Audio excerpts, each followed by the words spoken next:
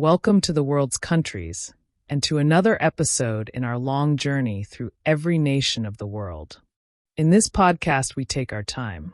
We do not rush through lists of facts, nor do we try to make each place sound more exciting than the last. Instead, we move slowly and steadily, with the intention of telling you everything you need to know, and quite a few things you probably do not need to know about each country. Today we have arrived at Ethiopia. This is a country that is, in many ways, unlike most others. It is a country with a long and complex history, with deep cultural roots, with landscapes that range from mountains to deserts, and with a population that is as diverse as it is numerous. At the same time, Ethiopia is also a modern nation, with all the challenges, opportunities, and contradictions that come with that. Before we begin, a small note. Although we do our best to present information carefully and correctly, mistakes can happen. If you notice something that does not sound right, or if you have personal knowledge that adds to the story, we would very much appreciate your comments. This is especially true if you are from Ethiopia, or if you have lived there. Your insights are valuable, and they help us and our listeners understand the country better. In this episode, we will follow the structure that has become familiar to longtime listeners. We will begin with the facts: geography, size, population, flag, language, and other basic information. Then we will take a long look at the history, from the earliest times through the Kingdom of Aksum, the medieval and modern periods, and into Ethiopia's role in the 20th century and beyond. We will then move on to how the country is today, its society, its climate, and its economy. After that, we will talk about what it is like to travel there, including practical information as well as sights and tastes. Toward the end, we will share fun facts, mention some famous Ethiopians, and reflect on how Ethiopia is seen in the wider world. Finally, we will wrap up with a calm conclusion and a reminder that you are always welcome to continue with us to the next country. Ethiopia is a country that raises many questions. Some people know it as the birthplace of coffee. Others associate it with long-distance runners who have dominated athletics for decades. Some remember its ancient role as one of the great kingdoms of the world, while others think of its more recent challenges with famine and conflict. All of these aspects are part of Ethiopia, but they are only fragments of a much larger story. Our task in this episode is to bring these fragments together, to see the whole picture, slowly, piece by piece. So settle in. Let the pace be slow. Maybe you are listening to fall asleep, or maybe you simply enjoy moving through the world step by step, country by country. Either way, we will now begin our journey into Ethiopia, starting with the facts. Facts about Ethiopia. Ethiopia is a country in Africa. More precisely, it is located in the eastern part of the continent, in a region often referred to as the Horn of Africa. If you look at a map, you will see that Ethiopia does not have a coastline. It is what geographers call a landlocked country. This was not always the case. Until the early 1990s, Ethiopia had access to the Red Sea through what is now Eritrea, but after Eritrea gained its independence, Ethiopia lost its shoreline. Today, if Ethiopians want to reach the sea, they must go through neighboring countries such as Djibouti, where Ethiopia relies heavily on the port for trade. The countries that border Ethiopia are Eritrea to the north, Djibouti and Somalia to the east, Kenya to the south, South Sudan to the west, and Sudan to the northwest. Of these neighbors, Ethiopia has a particularly close connection to Eritrea, but it is a complicated and often difficult relationship marked by decades of tension, war, and in more recent years, periods of reconciliation. With Sudan and South Sudan, there are long land borders, while with Djibouti the border is short but crucial because of trade routes. Ethiopia covers a large area. In fact, it is the 27th largest country in the world, with a total area of about 1.1 million square kilometers. To put that in perspective, it is slightly bigger than France and Spain combined. It is also larger than Texas, California, and New York together. Compared to other countries in Africa, it is among the bigger ones, though not as large as Algeria, the Democratic Republic of the Congo, or Sudan. The official name of the country is the Federal Democratic Republic of Ethiopia. The name Ethiopia itself has a long history. It comes from ancient Greek, where it was used to describe people with dark skin living south of Egypt. Over time, the name was adopted locally, and by the modern era, it became the standard international name for the country. The land of Ethiopia is known for being very high. Much of the country is covered by the Ethiopian highlands, which rise steeply from the surrounding lowlands. The highest point in Ethiopia is Mount Ras Dashen, which reaches 4,550 meters above sea level. This makes it one of the highest mountains in Africa. On the other hand, Ethiopia also contains one of the lowest points on the continent. The Danakil Depression, found near the border with Eritrea and Djibouti, lies around 125 meters below sea level. This is one of the hottest places on Earth, with temperatures that often exceed 40 degrees Celsius. The contrast between the cool, fertile highlands and the hot, dry lowlands is one of the defining features of the country. Rivers are also important. The most famous river connected to Ethiopia is the Blue Nile, which begins at Lake Tana in the northwestern part of the country. The Blue Nile then flows into Sudan, where it meets the White Nile to form the main Nile River. The Nile has, of course, been vital for Egypt and Sudan for thousands of years, but Ethiopia is the source of much of its water. The largest lake in Ethiopia is Lake Tana, which is also the largest lake in the entire country. It is an important source of fish, transportation, and religious monasteries. When it comes to independence, Ethiopia is unique in Africa. While most African countries were colonized by European powers, Ethiopia remained largely independent. Italy occupied Ethiopia between 1936 and 1941, during the time of Mussolini, but this was a brief period. Aside from that, Ethiopia has a long tradition of sovereignty, and many Africans see it as a symbol of resistance to colonial rule. The Ethiopian flag is made up of green, yellow, and red horizontal stripes, with a blue circle and a yellow star in the center. These three colors, green, yellow, and red, are sometimes called the Pan-African colors, because many other African nations adopted them after independence, inspired by Ethiopia's long history. The star in the middle of the Ethiopian flag represents unity and the diversity of the Ethiopian people. Earlier versions of the flag did not have the star. Languages are another area where Ethiopia stands out. The country has dozens of languages spoken by its many ethnic groups. The federal government recognizes several official languages, with Amharic historically serving as the working language of the state. In recent years, other languages such as Oromo, Somali, Tigrinya, and Afar have also gained official recognition in different regions. This makes Ethiopia one of the most linguistically diverse countries in Africa. Ethiopia has a large population. More than 120 million people live there, making it the second most populous country in Africa, after Nigeria. In global terms, Ethiopia is around the 12th or 13th most populous country in the world. This means there are more people in Ethiopia than in countries such as Japan, Mexico, or the Philippines. The population is growing rapidly, with high birth rates compared to most other parts of the world. Religion in Ethiopia is also diverse. The Ethiopian Orthodox Church is one of the oldest Christian communities in the world, tracing its roots back to the 4th century. Today, around 2/5 of Ethiopians belong to this church. Islam is also widespread, particularly in the eastern and southeastern parts of the country, and accounts for a similar share of the population. Protestant Christianity has grown quickly in recent decades, and there are also smaller groups of Catholics, Jews, and practitioners of traditional religions. Ethiopia does not have a state religion, but faith plays a large role in the daily lives of its people. The demonym for people from Ethiopia is Ethiopian.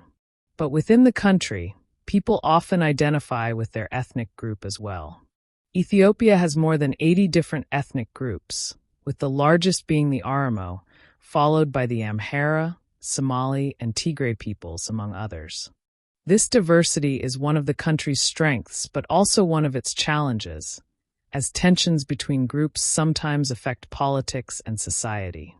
The currency of Ethiopia is the birr. Exchange rates vary, but the Ethiopian birr is generally weak compared to major global currencies such as the US dollar.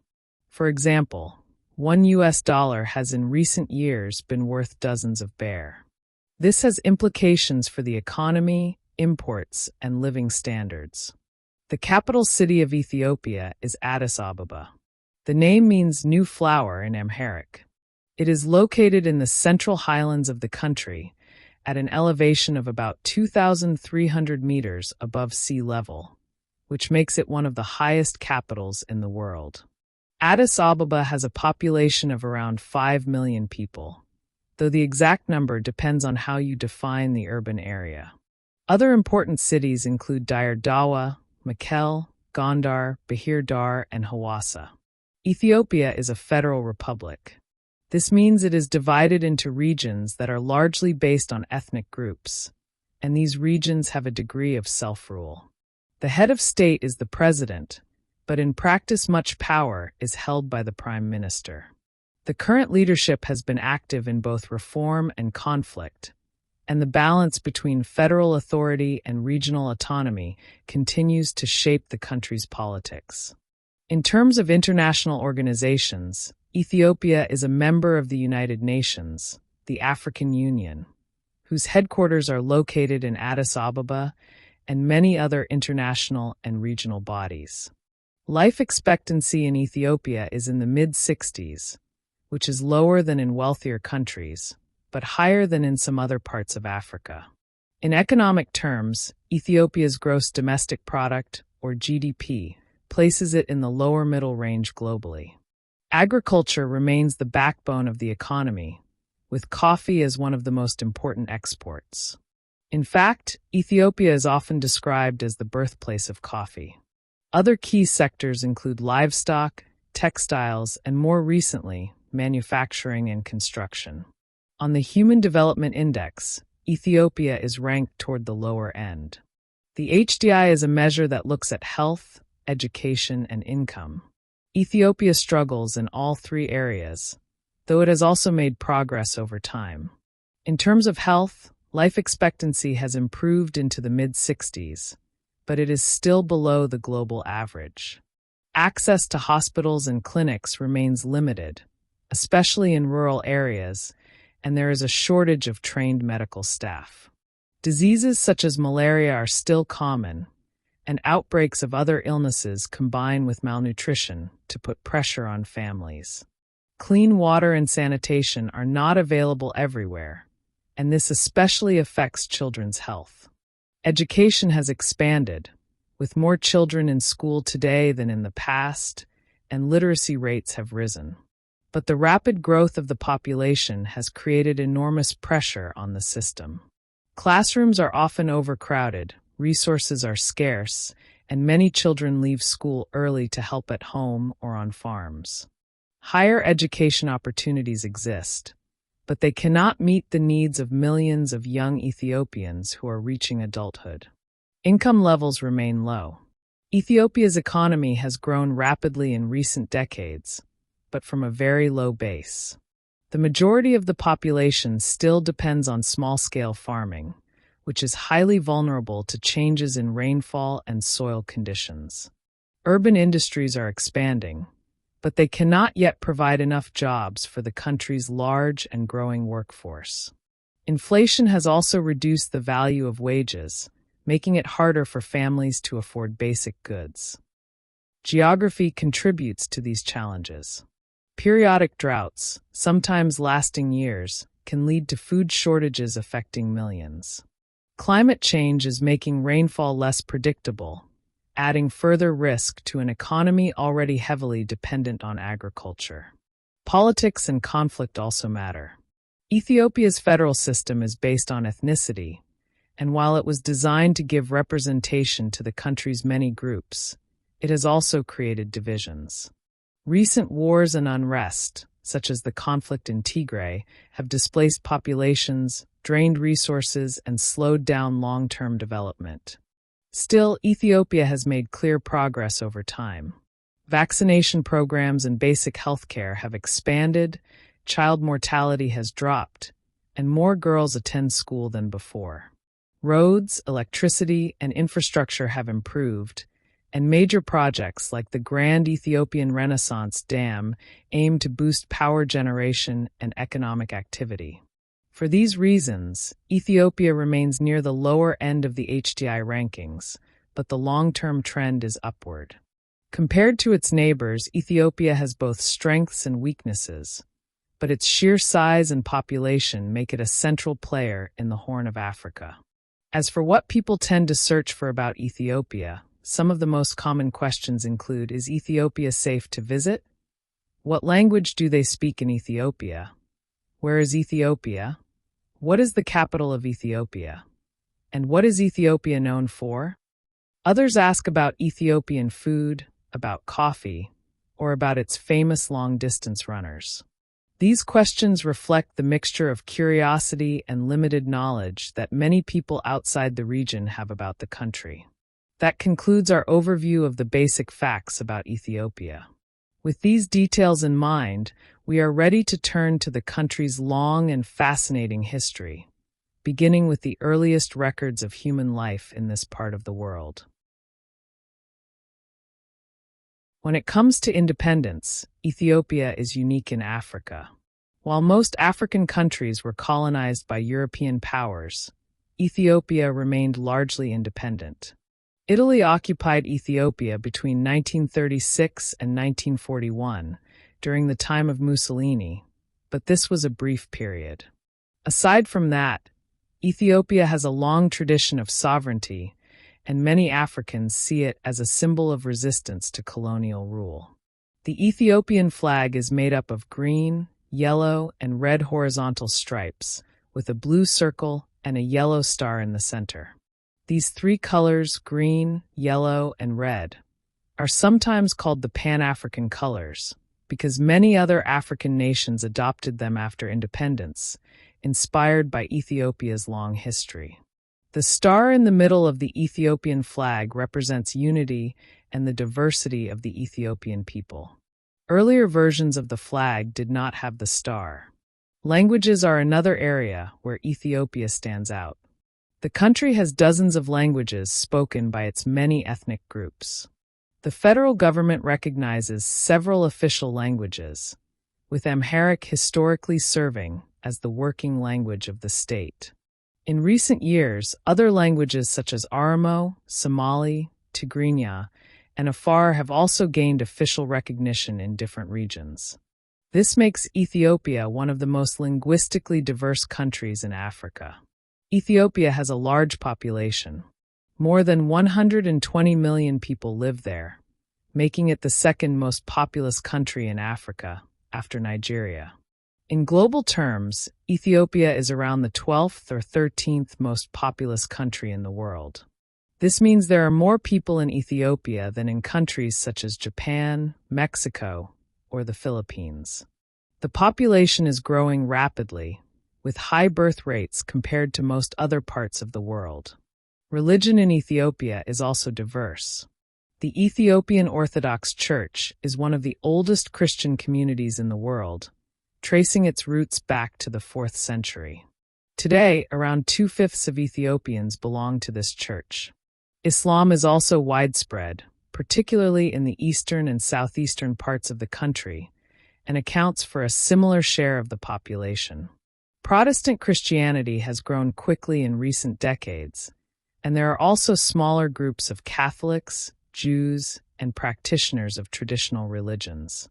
Ethiopia does not have a state religion, but faith plays a large role in the daily lives of its people. The demonym for people from Ethiopia is Ethiopian. But within the country, people often identify with their ethnic group as well. Ethiopia has more than 80 different ethnic groups, with the largest being the Oromo, followed by the Amharic, Somali, and Tigray peoples, among others. This diversity is one of the country's strengths, but also one of its challenges, as tensions between groups sometimes affect politics and society. The currency of Ethiopia is the birr. Exchange rates vary, but the Ethiopian birr is generally weak compared to major global currencies such as the US dollar. For example, $1 has in recent years been worth dozens of birr. This has implications for the economy, imports, and living standards. The capital city of Ethiopia is Addis Ababa. The name means new flower in Amharic. It is located in the central highlands of the country, at an elevation of about 2,300 meters above sea level, which makes it one of the highest capitals in the world.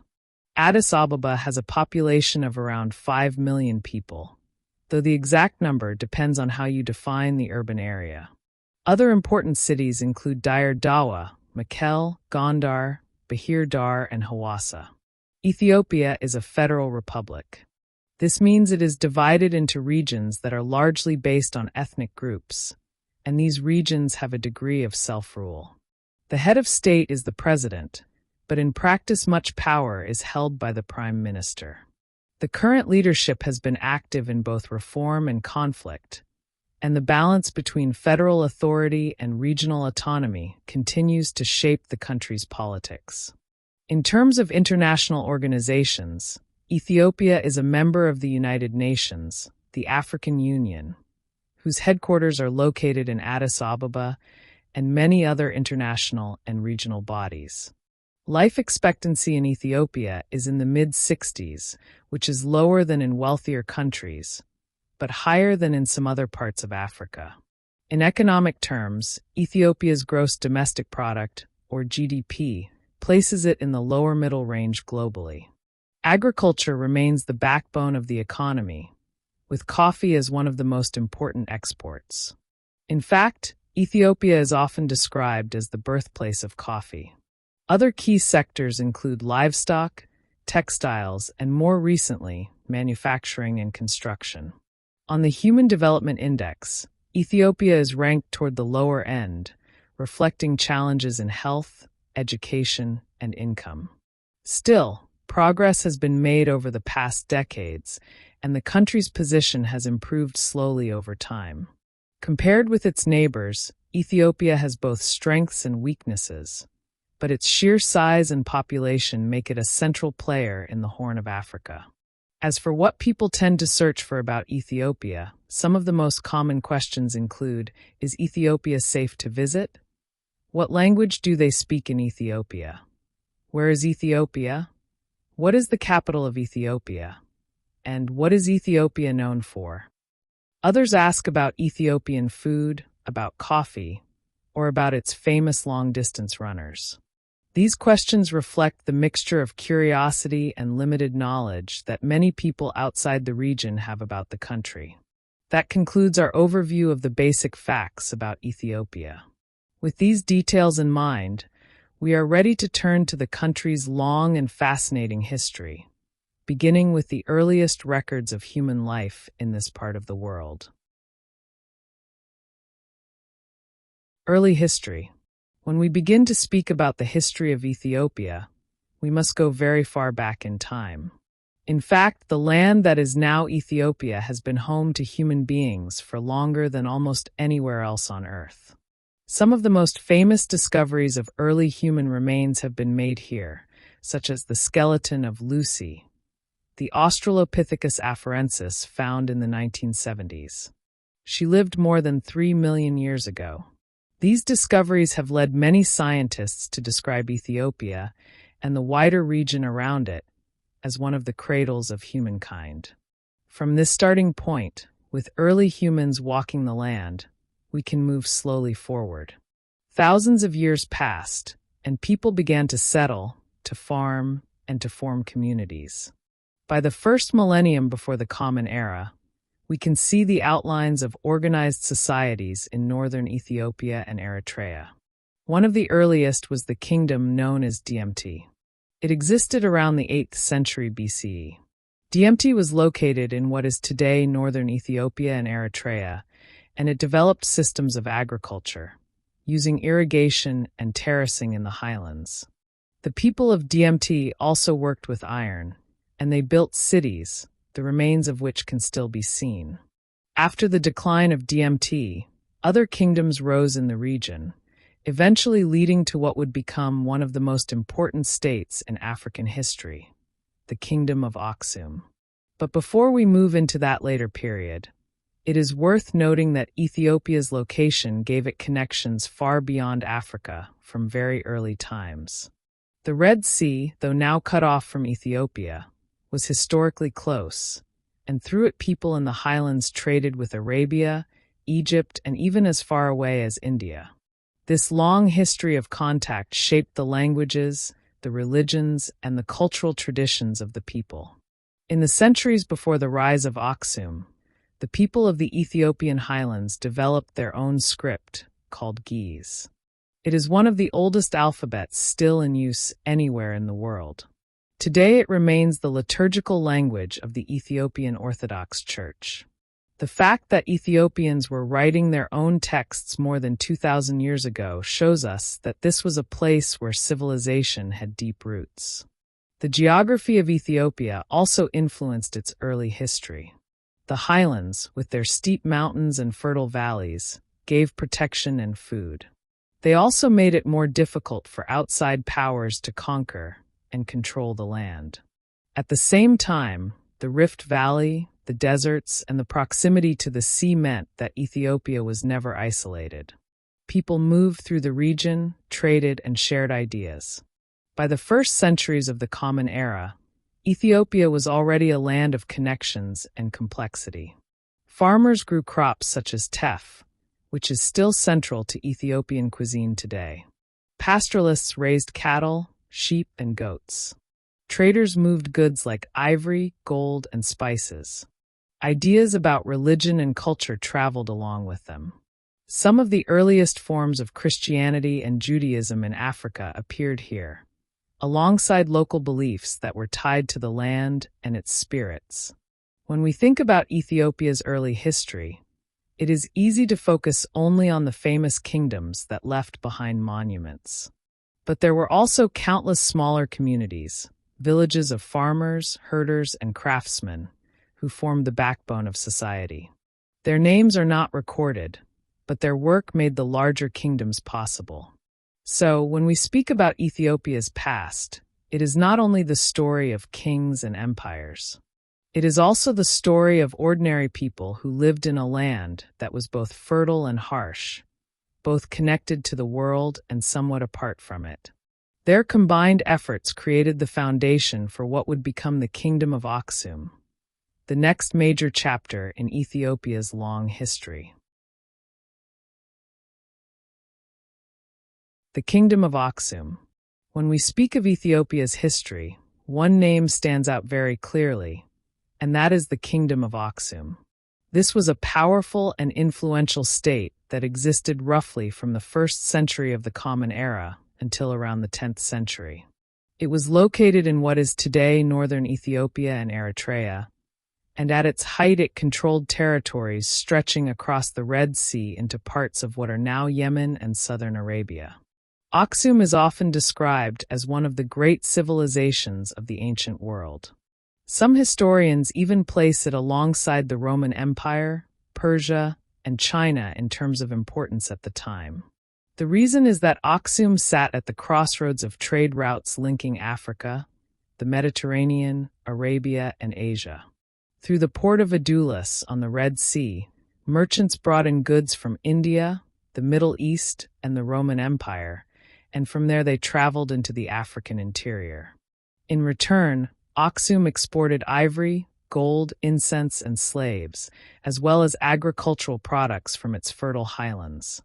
One of the most visible remains of the Aksumite kingdom is its monumental stone stelae, tall carved obelisks that were erected in the city of Aksum itself. Some of these still stand today, rising more than 20 meters into the air.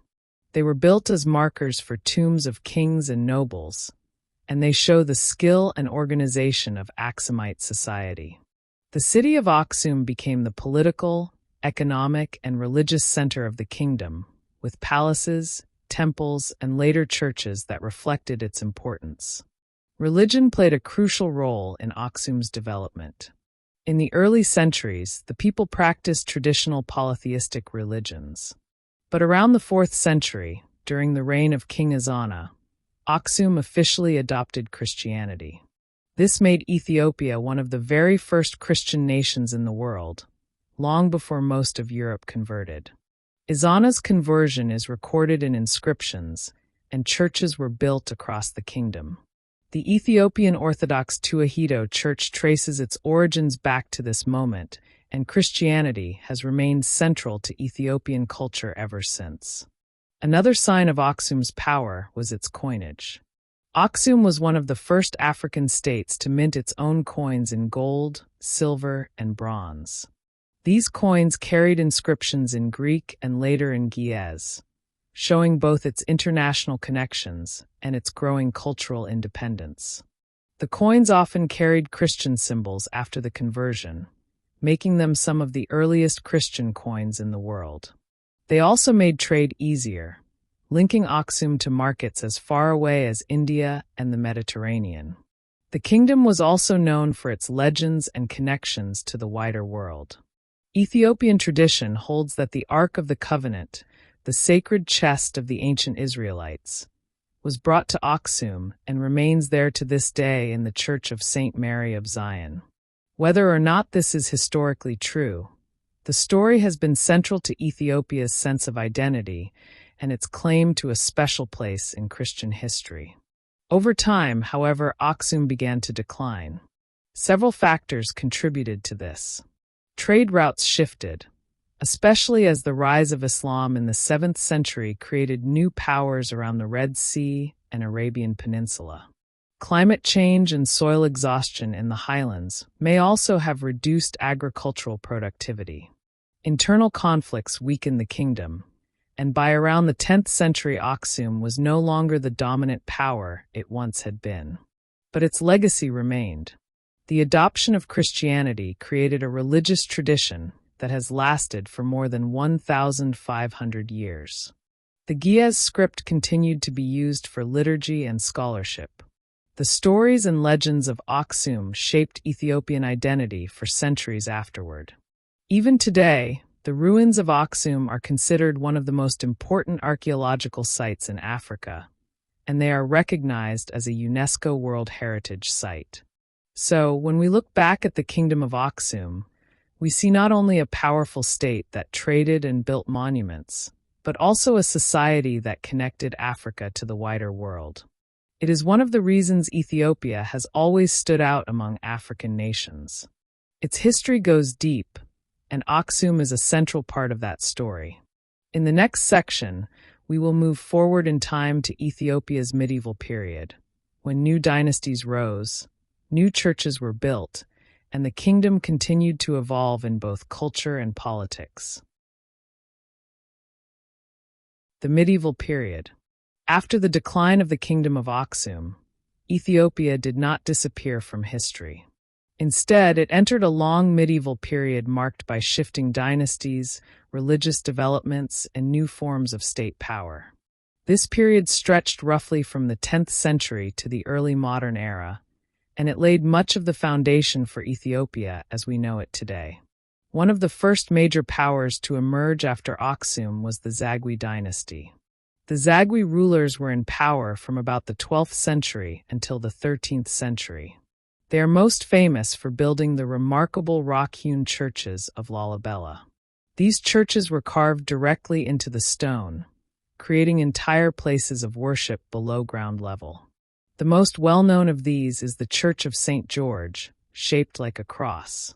According to tradition, the Zagwe kings saw themselves as continuing the Christian heritage of Aksum, and the construction of these churches was meant both as an act of devotion and as a demonstration of royal authority.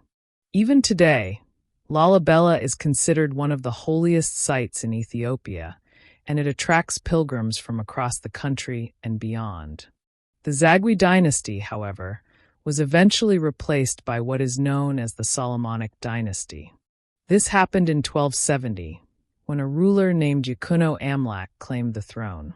He justified his rule by saying that he was descended from the biblical King Solomon of Israel and the Queen of Sheba, who, according to Ethiopian tradition, had once visited Jerusalem and born Solomon's son. This claim gave the dynasty a sacred legitimacy. From then on, the rulers of Ethiopia were often referred to as the Solomonic kings. Under the Solomonic dynasty, the Ethiopian state gradually expanded and consolidated its power. Christianity remained central, and the Ethiopian Orthodox Church played a major role in society. Monasteries grew in influence, producing manuscripts, preserving traditions, and serving as centers of learning. The use of the Ge'ez language continued in liturgy, even as everyday speech shifted to other local languages, such as Amharic. But this was not a time of peace alone. The medieval period in Ethiopia was also marked by frequent conflicts with neighboring Muslim sultanates. One of the most significant of these was the Sultanate of Ifit, which controlled parts of the Horn of Africa to the east. Later, the Adwa Sultanate rose in the same region. These states were powerful and organized, and they often clashed with the Christian Highland Kingdom.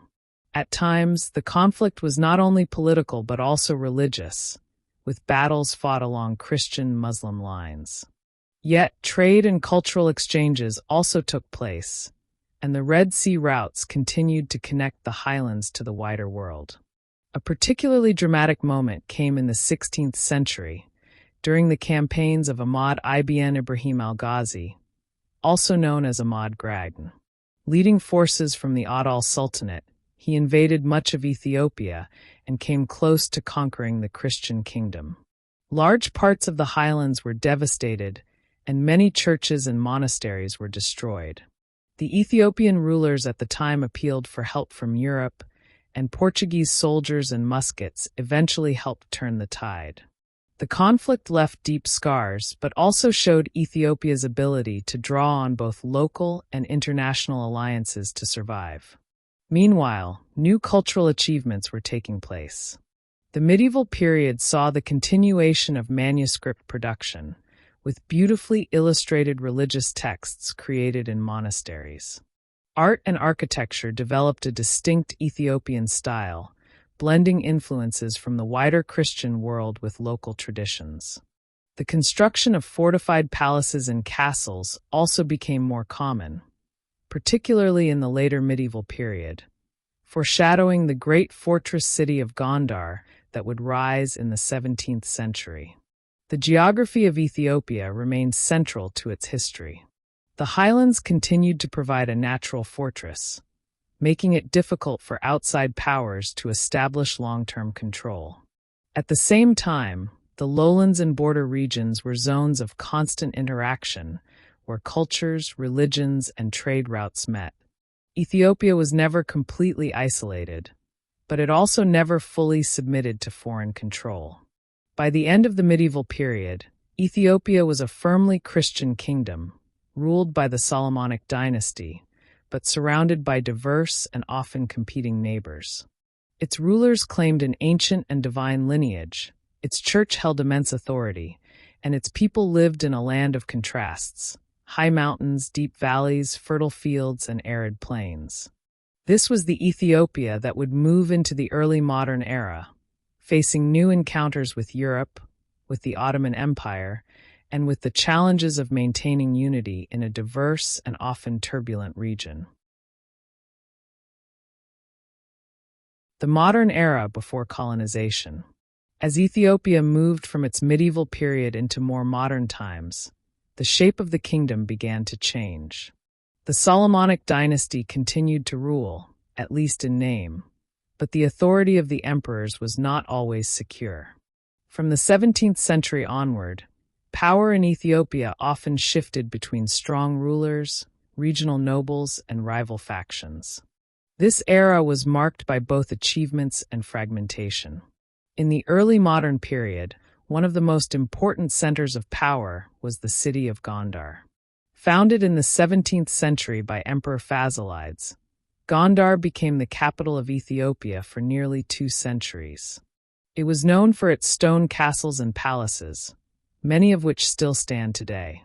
These buildings, sometimes called the Camelot of Africa, represent a distinctive moment in Ethiopian architecture, with influences from local traditions as well as contact with Portuguese and other foreign builders. Gondar was also a center of learning, religion, and culture, with churches decorated by remarkable wall paintings that can still be admired. But the central authority of Gondar weakened over time. By the 18th century, Ethiopia entered a long period that historians often call the Era of the Princes, or Zemin Mesafint. This lasted from the mid-1700s to the mid-1800s. During this time, real power was held by regional lords and warlords, while the emperors remained more symbolic figures. Different factions competed for control, and the country was often divided by local wars. Despite the instability, everyday life continued, and the Ethiopian Church remained a unifying institution across much of the highlands. In the 19th century, Ethiopia began to move toward reunification under strong rulers. One of the first was Emperor Tewodros II, who came to power in the 1850s. Tewodros tried to modernize the country, centralize authority, and reduce the power of regional nobles.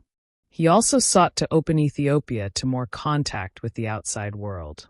His reign was dramatic, and it ended with his suicide in 1868 during a British military expedition against him at the fortress of Magdala. This episode showed both the ambitions of Ethiopia's rulers and the growing interest of European powers in the Horn of Africa.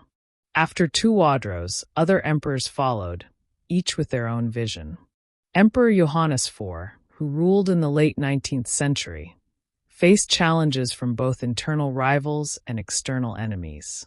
He fought against the Mahdist forces from Sudan and struggled with the spread of Islam in the lowland regions. His reign ended when he was killed in battle in 1889. That same year marked the rise of one of Ethiopia's most famous leaders, Emperor Menelik II.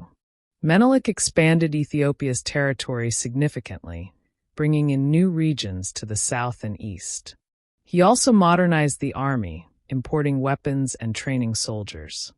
It was under Menelik's rule that Ethiopia faced and defeated one of the most serious threats to its independence, the Italian attempt at colonization.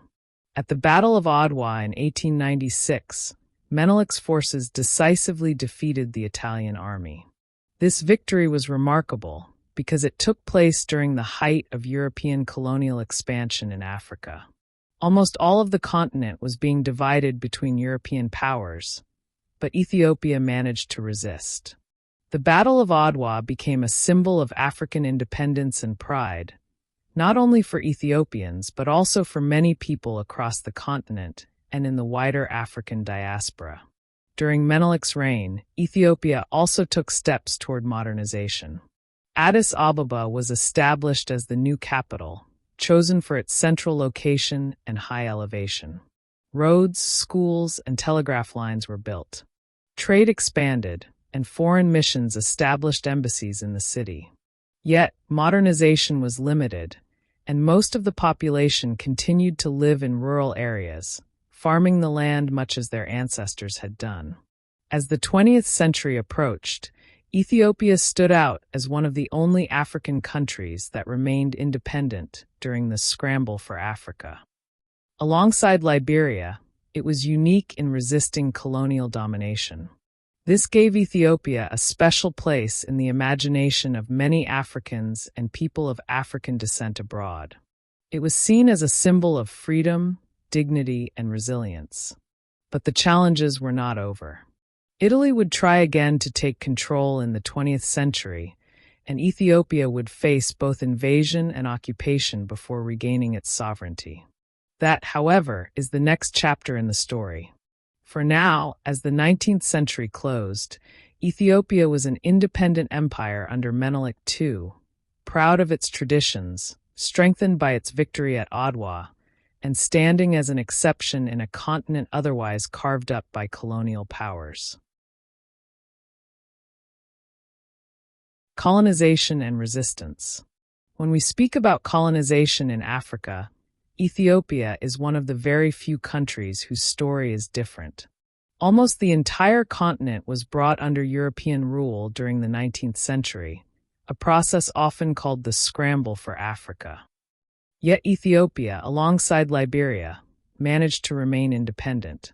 This does not mean that Ethiopia was untouched by colonial ambitions. In fact, it faced several serious attempts at conquest, and it resisted them with determination. The first major challenge came from Italy.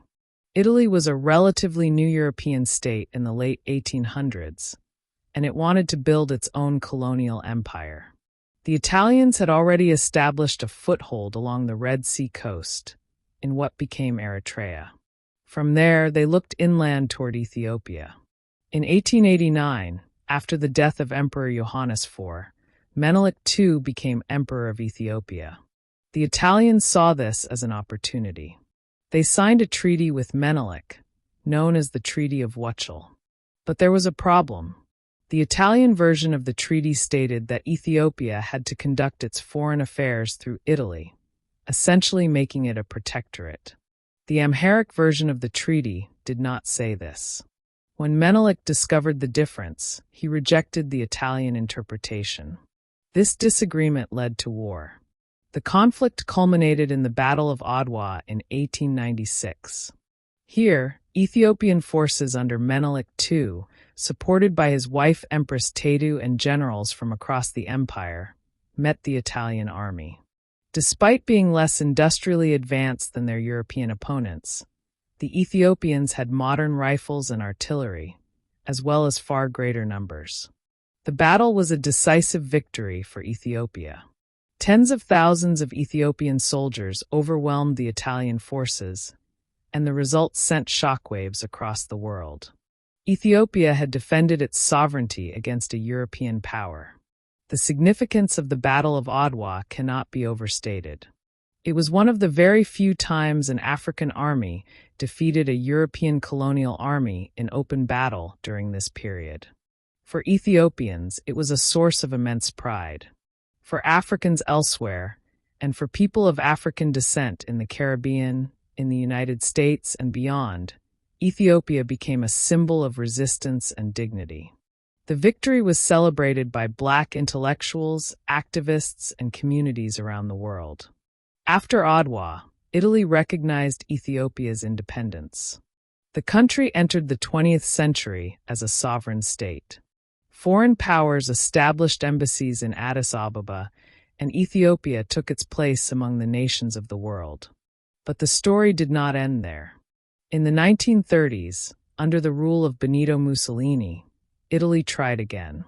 Mussolini's regime wanted to build a new Roman Empire, and Ethiopia was seen as the missing piece to link Italian colonies in Eritrea and Somalia.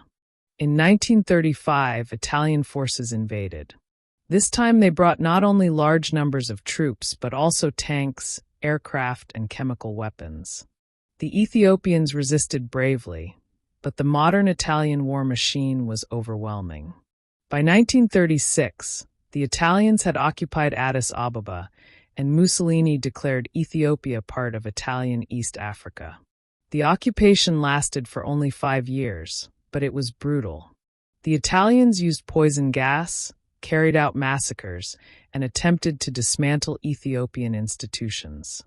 Emperor Haile Selassie fled into exile, famously addressing the League of Nations in Geneva in 1936, where he warned the world of the dangers of fascist aggression. His plea was ignored at the time, but it later came to be seen as a powerful warning of what was to come in Europe during the Second World War. Ethiopia's occupation ended in 1941 when Allied forces, together with Ethiopian resistance fighters, drove out the Italians. Haile Selassie returned to Addis Ababa and reclaimed the throne. Once again, Ethiopia's independence was restored. So, Ethiopia's story of colonization and resistance is unique. It was never permanently colonized, though it endured a short and violent occupation. Its victories, especially at Adwa, made it a symbol of hope and pride far beyond its own borders. The memory of those struggles still plays an important role in Ethiopian identity today. In the next part, we will turn to the 20th century more broadly, to the reign of Haile Selassie, the revolution that overthrew him, and the turbulent years that followed. The 20th century, empire and revolution. When the 20th century began, Ethiopia stood out on the African continent. It was one of the very few independent states, and it carried the pride of having defeated Italy at Adwa only a few years earlier. The emperor at the time, Menelik II, ruled until 1913. He was followed briefly by his grandson, Lige Iyasu, whose reign was unstable and controversial. After Iyasu was deposed in 1916, Menelik's daughter, Zudatu, became empress, while a younger man named Ras Tafari Makonnen served as regent and eventually heir. Ras Tafari would become the most famous Ethiopian ruler of the 20th century. In 1930, he was crowned emperor under the name Haile Selassie I. His coronation attracted global attention, with representatives from many nations in attendance. Haile Selassie presented himself as a modernizer. He introduced a constitution, established schools, tried to strengthen the central government, and sought to balance Ethiopia's traditions with reforms that could make the country stronger in the modern world. But in 1935 came the Great Crisis, the Italian invasion under Mussolini. Despite the bravery of Ethiopian forces, Italy occupied the country until 1941. During these years, Haile Selassie lived in exile in Britain. His speech to the League of Nations in Geneva in 1936 became a symbol of resistance to aggression, even though the League failed to take effective action. After Italy was defeated in East Africa during the Second World War, Haile Selassie returned to Addis Ababa and resumed his throne. The post-war years brought both challenges and opportunities. Haile Selassie worked to modernize Ethiopia's institutions, expand education, and develop infrastructure. He also positioned Ethiopia as an important voice in Africa and the wider world. Ethiopia was a founding member of the United Nations, and in 1963 the headquarters of the Organization of African Unity, today the African Union, was established in Addis Ababa. For many Africans, Ethiopia symbolized independence and dignity, and Haile Selassie himself became a prominent figure in international politics. At home, however, problems grew. The country remained very poor, and most people lived as farmers in rural areas with little access to education or health care. The emperor's reforms often benefited only the elite, and social inequalities were stark. In the 1970s, Ethiopia suffered a severe famine that killed hundreds of thousands of people. The famine revealed the weaknesses of the system and led to growing unrest. In 1974, Haile Selassie was overthrown in a revolution led by a group of military officers known as the Derg. The emperor, who had ruled for more than 4 decades, was deposed and later died in captivity. The Derg established a socialist military government under the leadership of Mengistu Haile Mariam.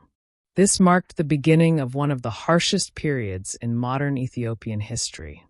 The Derg nationalized land, reorganized the economy along socialist lines, and attempted to suppress opposition through violence.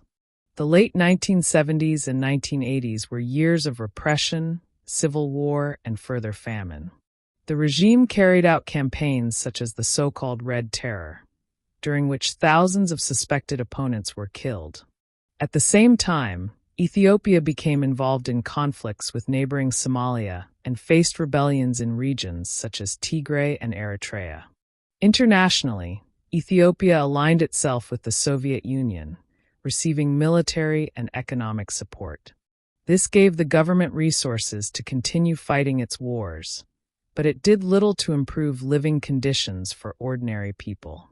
The famine of 1984 to 85 drew global attention, with images broadcast worldwide and leading to large-scale relief efforts, including the famous Live Aid concerts.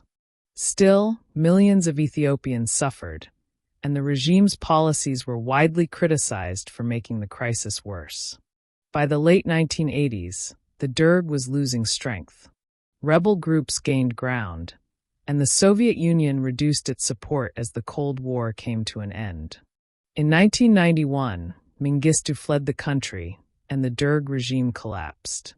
Ethiopia entered a new phase, one that we will discuss in the next section, with the rise of a federal republic and new political forces.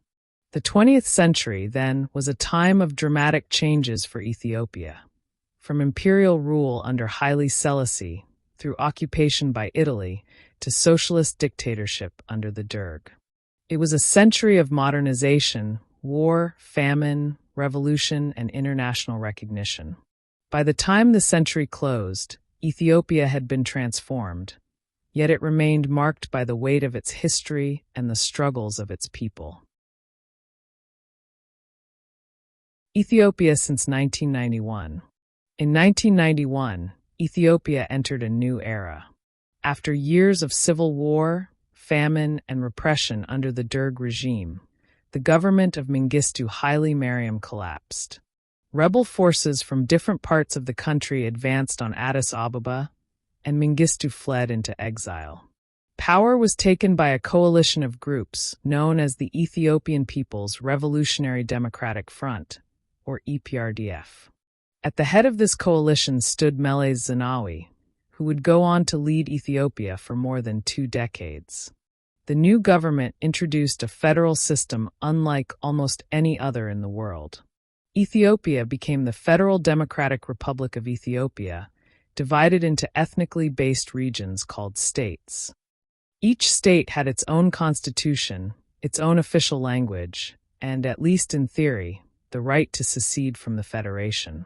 This unusual arrangement was meant to recognize Ethiopia's great diversity, with more than 80 ethnic groups. In practice, however, power remained heavily centralized in the hands of the ruling party. During the 1990s and 2000s, Ethiopia experienced both progress and conflict. On the positive side, the economy grew rapidly. Roads, schools, and hospitals were built. Efforts were made to reduce poverty, and many people gained access to education and health services that had not been available before. International organizations often pointed to Ethiopia as an example of economic improvement in Africa. At the same time, Ethiopia was not at peace. In 1993, Eritrea, which had been part of Ethiopia since the 1950s, voted for independence. Relations between the two countries were tense from the beginning, and in 1998 they went to war over disputed border areas. The conflict lasted until 2000 and caused tens of thousands of deaths. Even after the war ended, a state of no peace, no war continued for nearly 2 decades, with closed borders and ongoing hostility. Inside Ethiopia, dissent was often tightly controlled. The government maintained a strong security apparatus, and opposition parties faced restrictions. Journalists and activists were sometimes imprisoned. Protests did occur, particularly among groups who felt excluded from power, but the state responded firmly. Meles Zenawi remained in power until his death in 2012. Under his leadership, Ethiopia pursued a strategy of state-led development. Dams were built, including the massive Grand Ethiopian Renaissance Dam on the Blue Nile, which became a central symbol of national pride, but also a source of tension with downstream countries such as Sudan and Egypt. After Meles's death, his successor Hailemariam Desalegn struggled to maintain unity. Protests grew, especially in the Oromo and Amharic regions. In 2018, Hailemariam resigned, and a new prime minister, Abiy Ahmed, came to power. Abiy introduced reforms that were widely praised at first.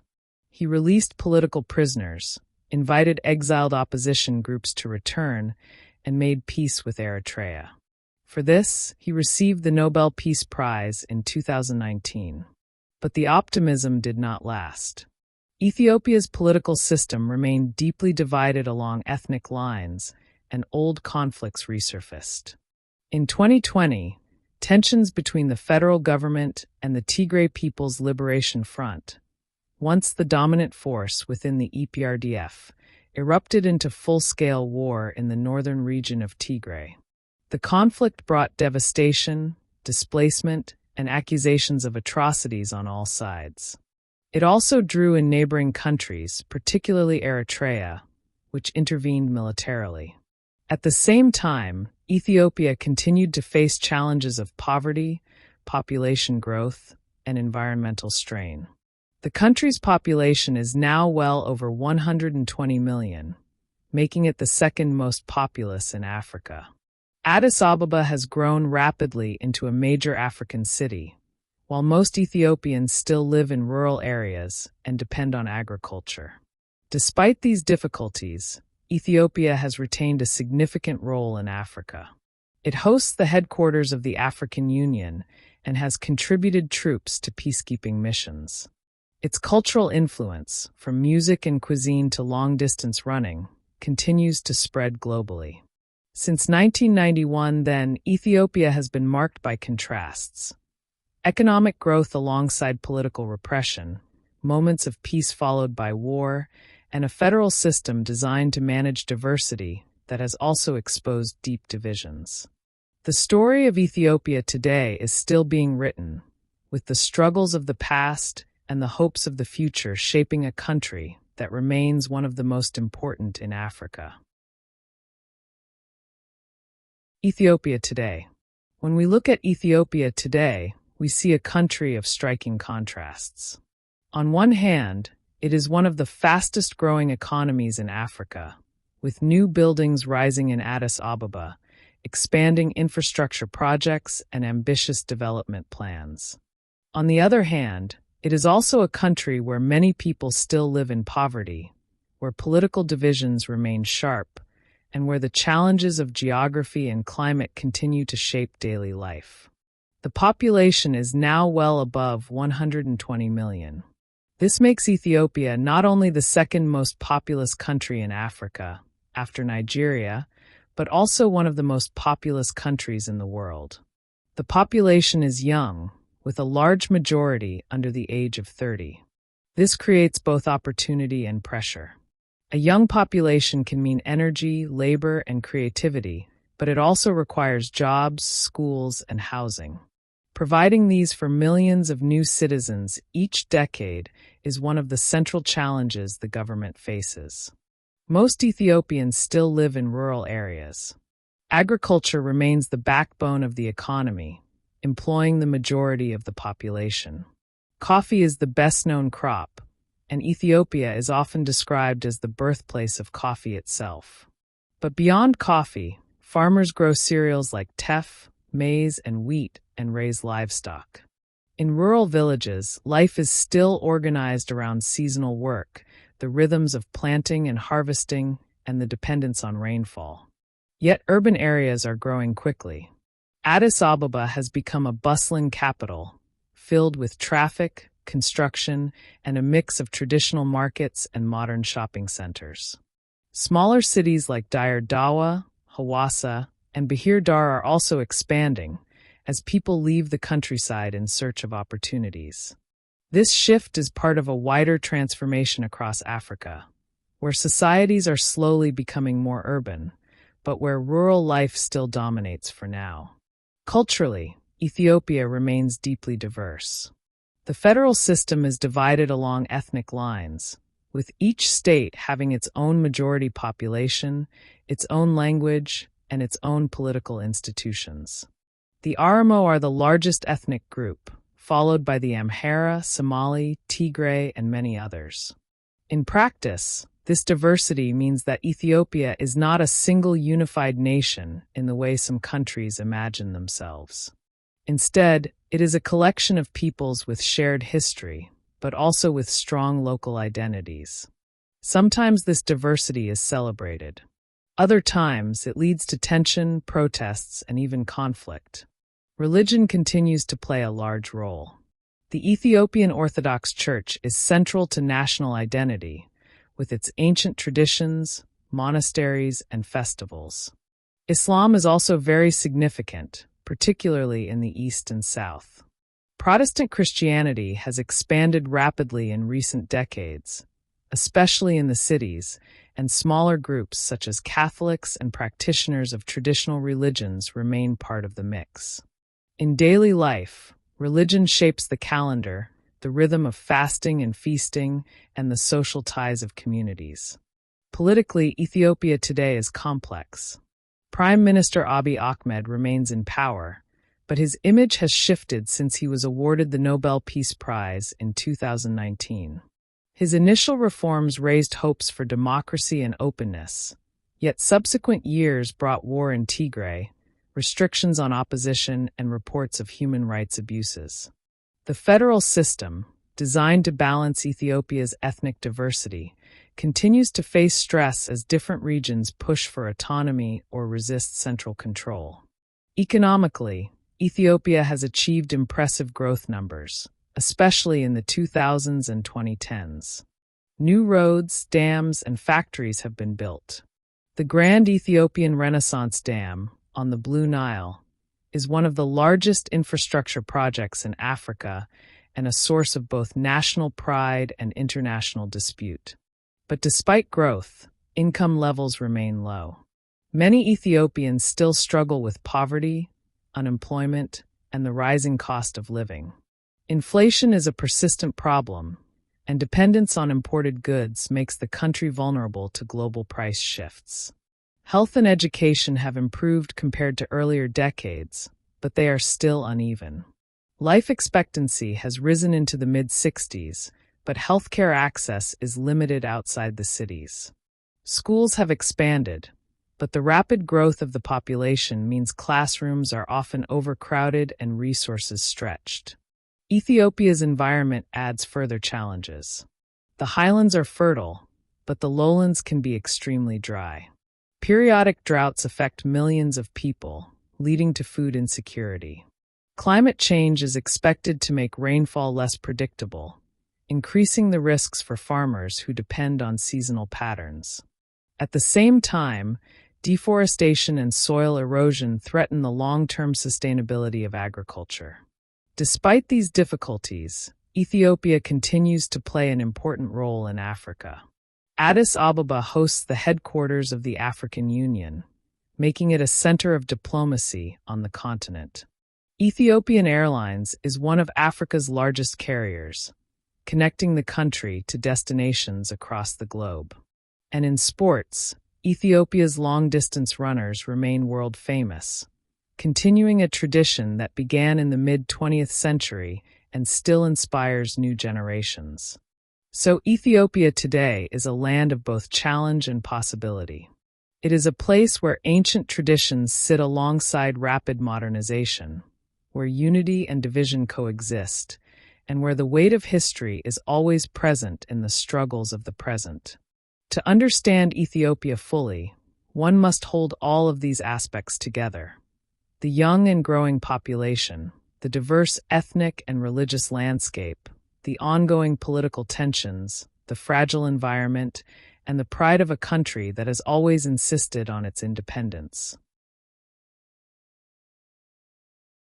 Climate and geography in daily life.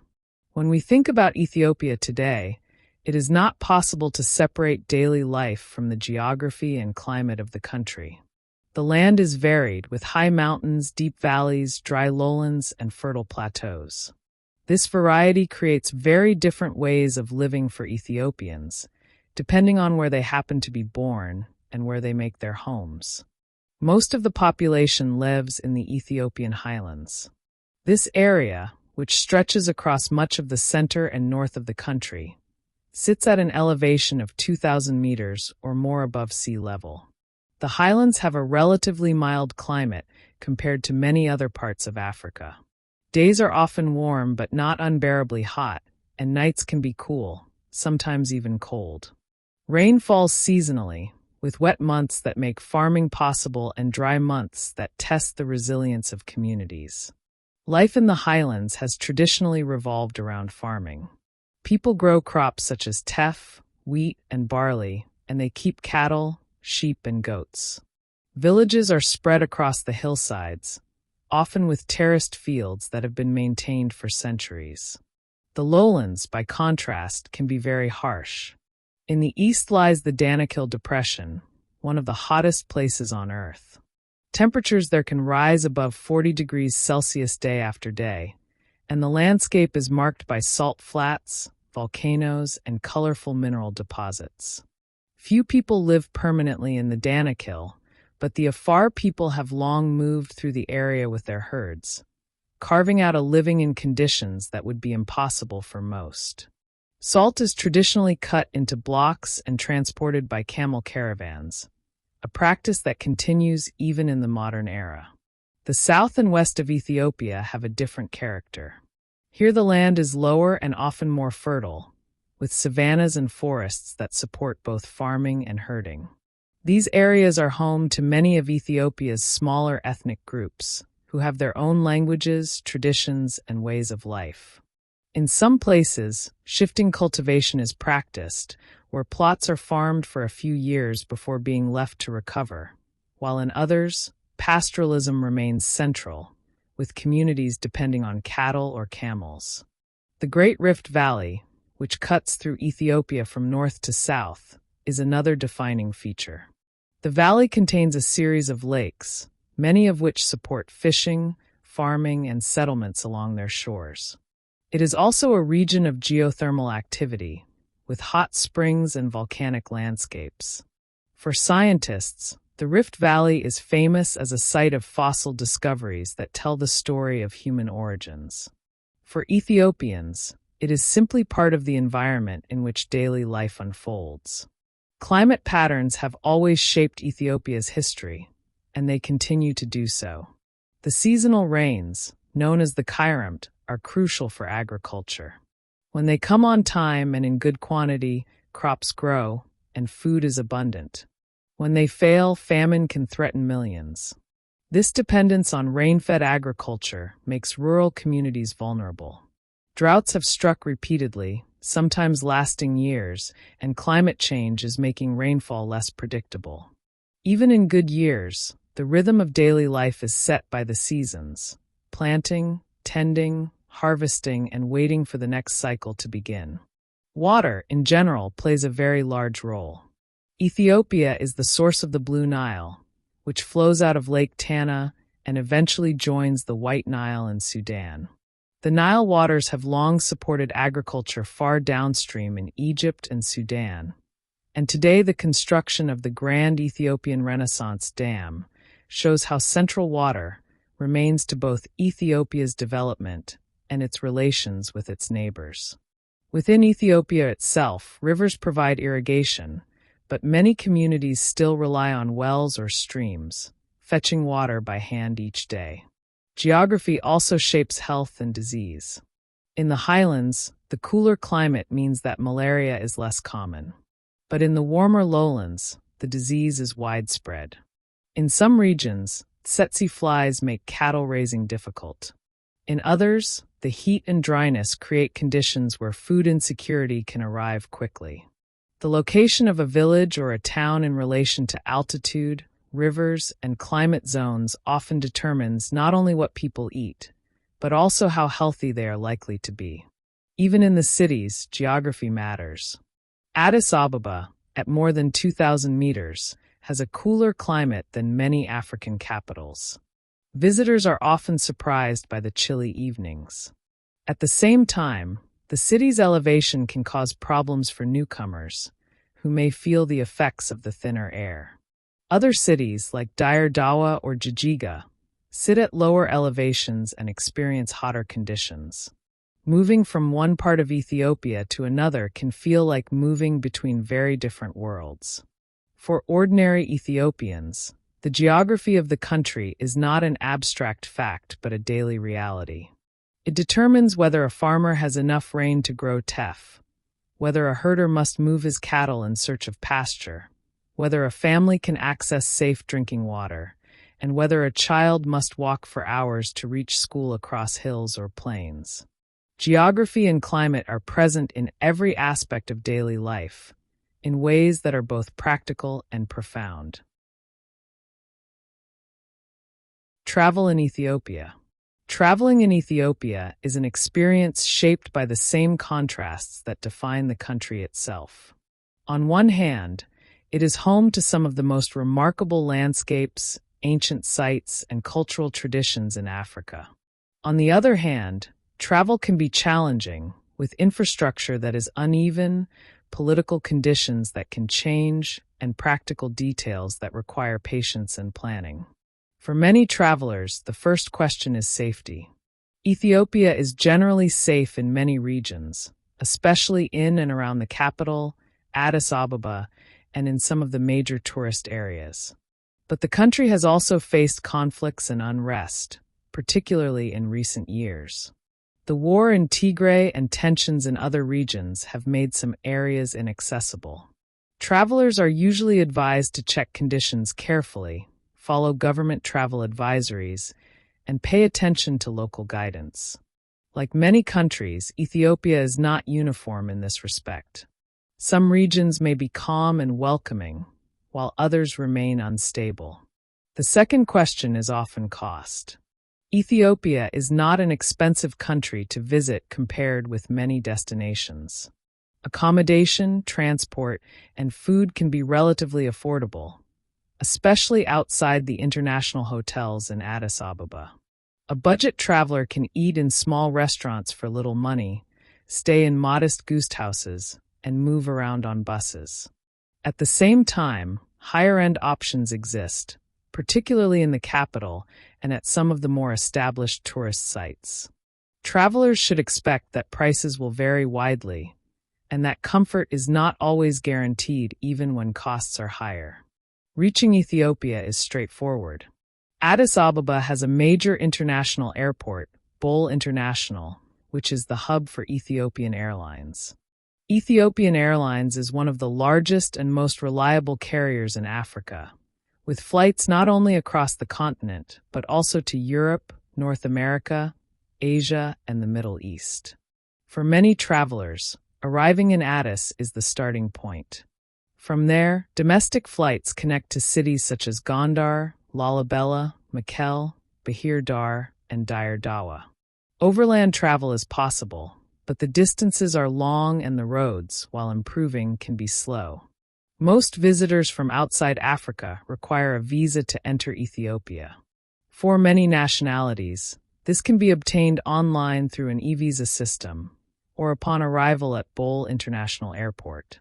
Requirements change from time to time, so it is always best to check in advance. Another practical question is timing. Ethiopia has two main seasons, the dry season and the rainy season. The big rainy season, known as the Kairemt, lasts from June to September, and it brings heavy rain, especially in the highlands. For travel, this can make roads difficult and some sites less accessible. The smaller rainy season comes around March and April. The most popular time to visit is usually from October to February, when the weather is dry and cooler. At the same time, festivals such as Timkat in January, which celebrates the Epiphany, attract many visitors, but also make travel and accommodation busier. In terms of destinations, Ethiopia has many layers. Addis Ababa itself is a busy city with museums, such as the National Museum of Ethiopia, where the fossil of Lucy is displayed. The city also hosts markets, cafes serving Ethiopian coffee, and the headquarters of the African Union. Beyond Addis, Lalibela is one of the most famous sites, with its rock-hewn churches from the medieval period, still used for worship today. Gondar, with its castles and painted churches, shows another side of Ethiopian history. The natural landscape is equally striking. The Simien Mountains, with their dramatic cliffs and unique wildlife, attract hikers. Lake Tana, the source of the Blue Nile, is surrounded by monasteries and villages. The Danakil Depression offers an entirely different scene, with salt flats, volcanic activity, and extreme heat. For those who are more adventurous, the Omo Valley in the south provides encounters with diverse ethnic groups, each with their own traditions and ways of life. Food and drink are central to the travel experience. Ethiopian cuisine is famous for injera, the sour, spongy flatbread made from teff, which is used as both plate and utensil. Meals are often shared communally, with stews called what's placed in the middle of the table. These may be made with lentils, chicken, beef, or lamb, spiced with berbera, a red chili-based spice mix. Coffee, of course, is essential. Ethiopia is the birthplace of coffee, and the traditional coffee ceremony, in which beans are roasted, ground, and brewed in front of guests, is a highlight of hospitality. For travelers, then, Ethiopia is a place of both wonder and patience. It offers ancient churches, high mountains, deep valleys, and cultural traditions that stretch back millennia. But it also requires flexibility, because transport can be slow, power cuts can occur, and political conditions can shift. For those willing to accept these realities, Ethiopia provides not only sights and tastes, but also a sense of connection to one of the oldest continuous civilizations in the world. Fun facts, famous people, and culture abroad. After moving through Ethiopia's history, geography, and present-day life, it is worth ending with a lighter section. Some fun facts, curiosities, and people from Ethiopia who are known beyond the country's borders. These details are not always central to politics or economics, but they help round out the picture of Ethiopia and the way it is seen in the wider world. One of the most famous facts about Ethiopia is coffee. According to tradition, coffee was discovered in Ethiopia many centuries ago, when a goat herder noticed that his animals became unusually energetic after eating berries from a certain plant. Whether or not the story is literally true, Ethiopia is indeed the birthplace of coffee, and it remains central to culture today. Coffee ceremonies are performed in homes and restaurants, and Ethiopia exports beans that are prized around the world. Another unusual fact is that Ethiopia uses a calendar that is different from the one most of the world follows. The Ethiopian calendar has 13 months, 12 months of 30 days each, plus a shorter month of 5 or 6 days. As a result, Ethiopia's calendar is about 7 or 8 years behind the Gregorian calendar. For visitors, this can be confusing. When the world celebrated the year 2000, Ethiopia was still in 1992. Time is also told differently in daily life. In much of Ethiopia, the day is divided into two 12-hour cycles starting at sunrise, not at midnight. So what a foreigner might call 7 o'clock in the morning, an Ethiopian might call 1 o'clock, since it is roughly 1 hour after the sun rises. This system makes sense locally, but it can take some adjustment for outsiders. Ethiopia is also famous for never having been permanently colonized. This fact is often repeated because it is unusual in Africa. The brief Italian occupation in the 1930s and early 1940s did not erase Ethiopia's long independence, and the victory at Adwa in 1896 remains a source of pride. This is why Ethiopia's flag became an inspiration for many other African countries when they achieved independence in the 20th century. In terms of famous people, one of the most recognized is Emperor Haile Selassie, who ruled for much of the 20th century. He was admired by some as a modernizer, criticized by others for authoritarianism, but in any case he became a figure of global importance. In Jamaica and the Caribbean, he is revered in the Rastafarian movement, which sees him as a symbol of African identity and even a divine figure. Ethiopia is also known worldwide for its athletes, especially in long-distance running. Names like Abebe Bikila, who won the Olympic marathon in 1960 running barefoot, and Haile Selassie, who dominated distance running in the 1990s and 2000s, are remembered around the world. More recently, runners like Kenenisa Bekele and Tirunesh Dibaba have continued Ethiopia's tradition of excellence in athletics. In many ways, long-distance running has become one of the country's cultural exports, admired globally. Music is another area where Ethiopia has left its mark. The distinctive style known as Ethio-jazz, pioneered by musicians like Mulatu Astatke, blends traditional Ethiopian scales with modern instruments and jazz rhythms. In recent decades, Ethiopian music has found audiences worldwide, both through diaspora communities and through growing international interest. There are also curious details about Ethiopia that often surprise people. For example, it is home to some of the oldest human fossils ever found, such as Lucy, discovered in the 1970s and estimated to be over 3 million years old. Another fact is that the Ethiopian Orthodox Church has preserved ancient traditions of Christianity that are found almost nowhere else, such as the use of the Ge'ez language in liturgy and the claim to guard the Ark of the Covenant in the city of Aksum. Food, too, is part of Ethiopia's identity abroad. Injera, the spongy flatbread, and dishes like doro wat, chicken stew, are now familiar in Ethiopian restaurants across the world, from Washington, D.C. to London to Sydney. For many people outside Ethiopia, their first introduction to the country is through its cuisine.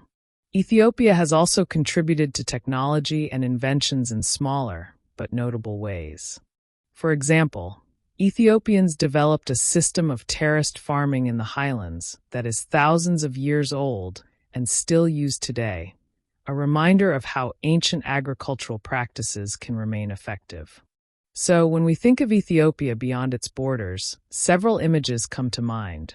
Coffee beans and coffee ceremonies, Olympic runners racing with ease, jazz musicians blending old and new, and an ancient calendar that runs on its own time. These fun facts and cultural exports do not tell the whole story, but they add color to a country that is already rich in history and tradition. We have now reached the end of our slow journey through Ethiopia. We began with the basic facts about geography, size, language, and population. We moved through its long history from the earliest human remains to the Kingdom of Aksum, through the medieval dynasties, the victories over colonial powers, the reign of Haile Selassie, the years of the Derg, and into the more recent decades of federal government, reform, and conflict. We looked at how Ethiopia is today, at its climate and geography, at what it is like to travel there, and at some of the curiosities and well-known people that make the country familiar to the wider world. What stands out is that Ethiopia is at once very old and very modern. It has one of the oldest Christian traditions in the world, and yet it is also a young and growing society with millions of children and students. It has been independent for almost all of its history, and yet it has also faced foreign invasion, civil war, and famine. It is home to high mountains and deep valleys, ancient churches and bustling new cities, long-distance runners and traditional coffee ceremonies. For listeners outside Ethiopia, some of these details may have been surprising. For those who know the country, they may have sounded familiar. In either case, the aim has been to tell the story slowly, carefully, and without unnecessary excitement. This is the world's countries, after all, where we try to share everything you need to know, and quite a lot that you probably do not need to know about each country on Earth.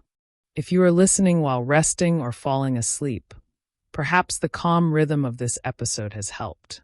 If you are listening to learn, perhaps you now know a little more about Ethiopia, its past, its present, and its place in the world. Thank you for joining us on this journey. If you would like to hear more episodes, you can follow along as we continue to move slowly but steadily from country to country. Feel free to subscribe or to leave a comment, especially if you are from Ethiopia or have spent time there and want to share your perspective. For now, we leave Ethiopia behind and prepare to travel, in our next episode, to another country with its own long story to tell.